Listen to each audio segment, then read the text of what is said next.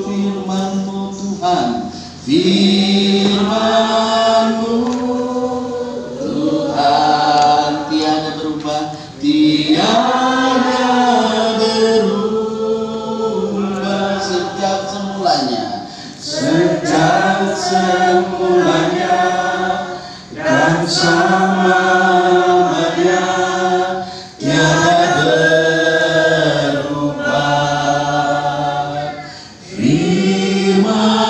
Firman-Mu Tuhan, penolong hidupku,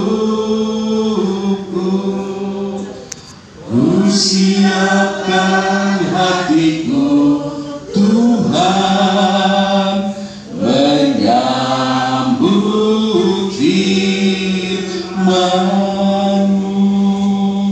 Amin. Silakan Ibu. Kita semua yang ada bukalah Alkitab 1 Timotius pasal 1 ayat 1 sampai 11 dan akan dibacakan oleh Ibu yang berhari ulang tahun pada saat ini. Silakan Ibu. Sini Ibu.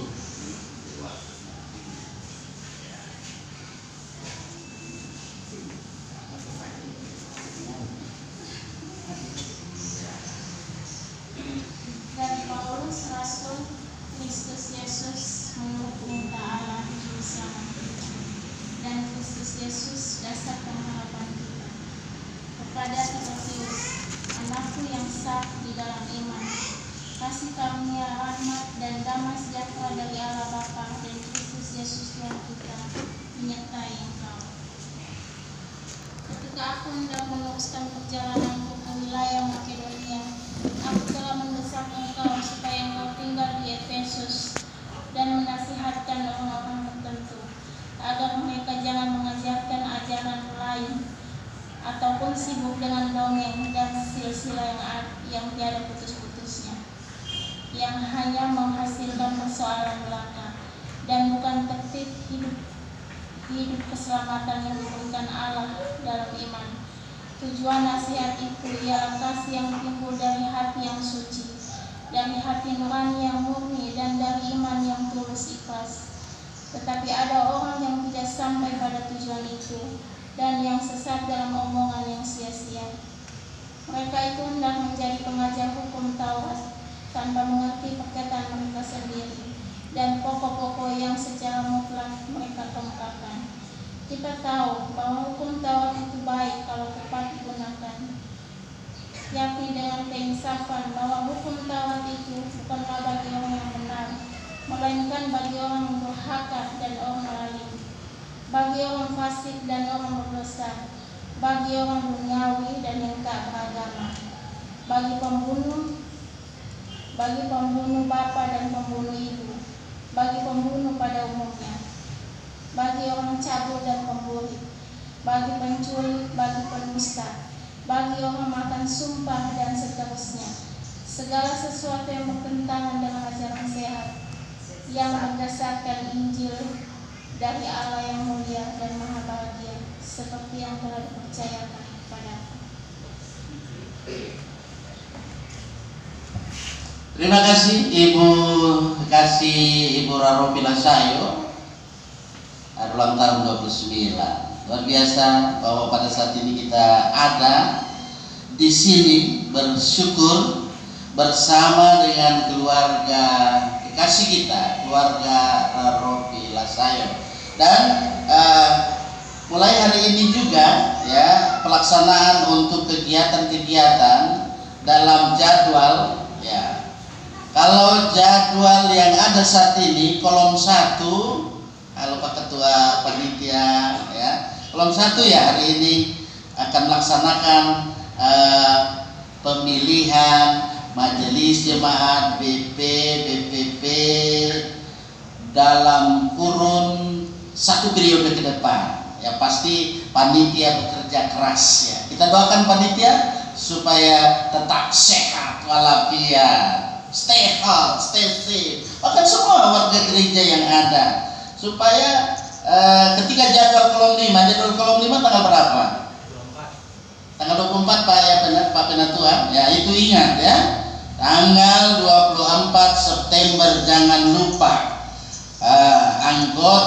jemaat kolom 5, CD jemaat yang punya hak untuk memilih dan dipilih, datanglah ke di mana tempatnya? Iya, disinilah tempat kita untuk melaksanakan pemilihan. Nah, saudara-saudara yang saya kasih dalam kasih Tuhan, kalau kita perhatikan dari perikop yang kita sudah dengar dan dibaca tadi oleh ibunda yang berhappy birthday, Ibu Raropila Sayo, di sini firman Tuhan memberikan nasihat yang disampaikan oleh Rasul Paulus kepada Timotius ketika dalam kehidupan ini menghadapi berbagai tantangan hidup, terutama menghadapi ajaran-ajaran sesat di tengah-tengah kehidupan berjemaat. Jemaat yang ada pada saat itu ya Efesus. Efesus itu adalah kota yang besar, boleh dikatakan itu kota metropolitan, pusat perdagangan, dan di pusat perdagangan itu ada patung atau pasti ada kuilnya ya, kuil yang disebut Dewi Artemis yang sangat terkenal. Karena itu jemaat yang ada di Efesus memang sangat rentan dengan pengaruh dari ajaran yang muncul pada saat itu. Salah satu ajaran yang muncul waktu itu adalah ajaran Gnostik. Ajaran Gnostik itu satu gerakan keagamaan yang sifatnya dualistik. Dia memadukan antara ajaran kekristenan dengan filsafat, dengan dasar pemikiran yang sentralnya pada pengetahuan. Dengan dasar pengetahuan yang mereka miliki, bahwa dalam pemahaman itu dengan mudah dia berkata bahwa untuk memperoleh keselamatan maka mereka harus mentaati segala peraturan-peraturan yang ada tertentu yang ada di situ pada waktu itu.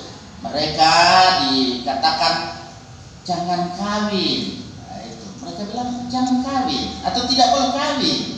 Kemudian haram hukumnya itu kalau makan makanan tertentu, dan kaitan dengan ini dengan tradisi-tradisi yang ada.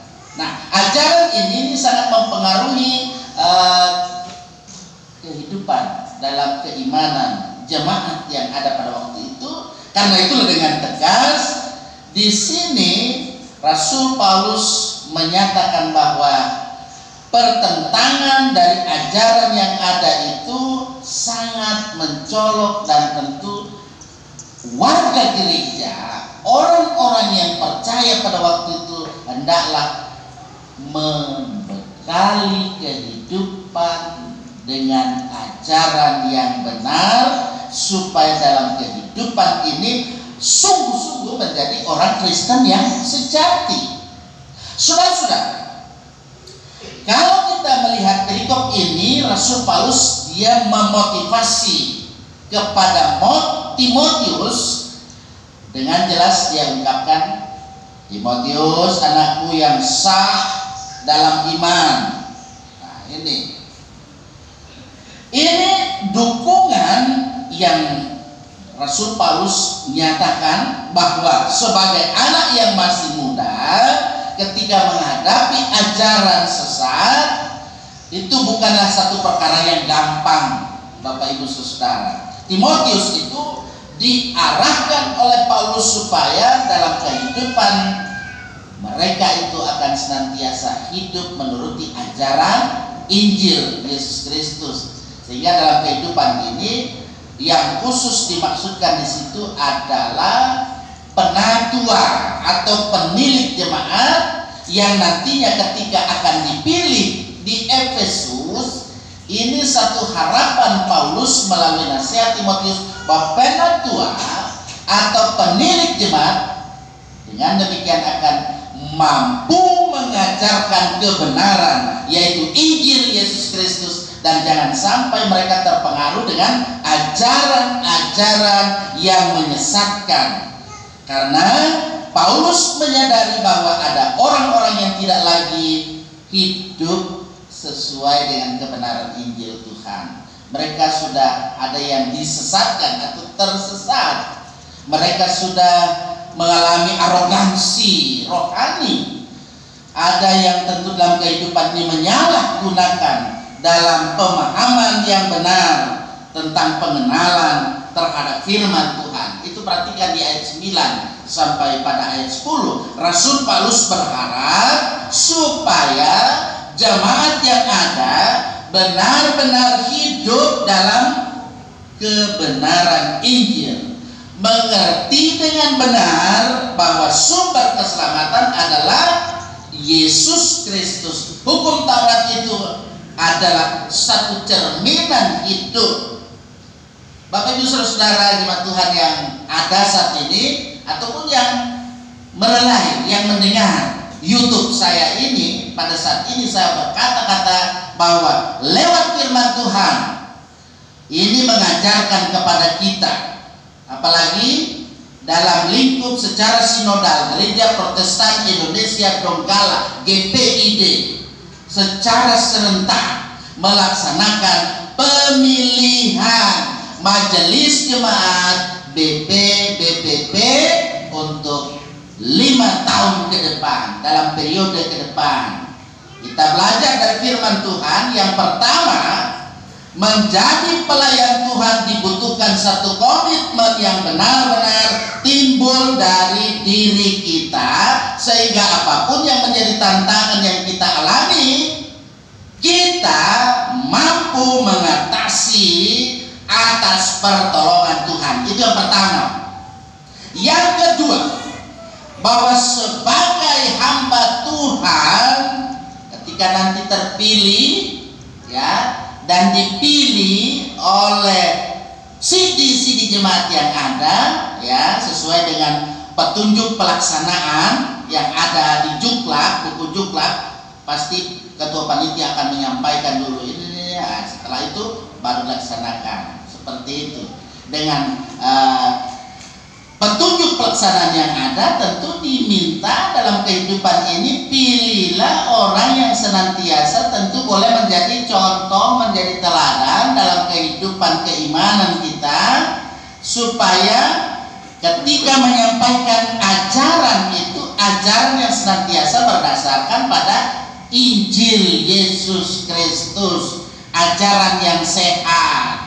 Yang pasti dalam hal ini jangan sampai menyimpang dari kebenaran firman Tuhan. Inilah dasar yang harus senantiasa menjadi pijakan dalam kehidupan, adalah Injil Kristus. Yang ketiga, mari dalam kehidupan ini kita bersama-sama lewat perikop bacaan kita ini, kita terarah dan kita mengarahkan kehidupan kita sebagai warga gereja, supaya dalam kehidupan kita memilih majelis jemaat BPP dengan sebaik-baiknya, sehingga dengan demikian pemilihan senantiasa harus didasarkan pada hati yang murni, suci, dengan hati nurani yang murni, yang suci, dengan iman yang tulus, yang ikhlas, sehingga dengan demikian kita benar-benar memilih pelayan yang mau melayani, pemimpin yang mau melayani, bukan pelayan atau pemimpin bos. Itu so lewat itu. Jangan nanti ada lagi kita memilih, oh karena dia apa ya, baru. Tapi harus melihat dari dasar firman Tuhan, supaya firman Tuhan yang ada pada hari ini secara serentak, pembacaan firman Tuhan ini menjadi perikop pemberitaan firman Tuhan. Karena itu Mari kita senantiasa gunakan waktu ini, bahwa hidup ini adalah kesempatan untuk melayani Tuhan. Amin. Amen. Mari kita respon dengan nyanyian yang keenam yang ada di tata ibadah kita. Hidup ini adalah kesempatan. Hidup ini Adalah kesempatan. Hidup ini untuk melayani Tuhan. Jangan sia-siakan waktu yang Tuhan beri. Hidup ini hanya sementara. Oh Tuhan, pakailah hidupku selagi aku masih kuat. Bila saatnya nanti ku tak berdaya lagi, hidup ini sudah jadi berkat. Sekali lagi supaya ekspresi. Hidup ini adalah kesempatan. Hidup ini untuk melayani Tuhan. Jangan sia-siakan waktu yang Tuhan beri. Hidup ini hanya sementara.